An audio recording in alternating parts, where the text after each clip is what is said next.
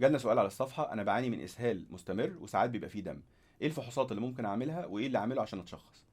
أول حاجة، بما إسهال وفيه دم يبقى خطوتنا الأولانية نعمل تحاليل خاصة بالأمراض المناعية، لأن إحنا بنشك في تقرحات قولون، مرض كرونز، وأمراض أخرى. طيب بنعمل التحاليل ولازم منظار قولون عشان نعرف المنطقة اللي بتنزف دي أنهي في منطقة، وسبب الإسهال ده إيه. أهم سبب يعمل الموضوع ده تقرحات القولون، لكن طبعا في أسباب تانية جدا فلازم ندور وراها. مهم قوي نعمل منظار قولون وناخد عينه، لان دول هيفولفيل على الاقل 2 كرايتيريا من مرض تقرحات القولون.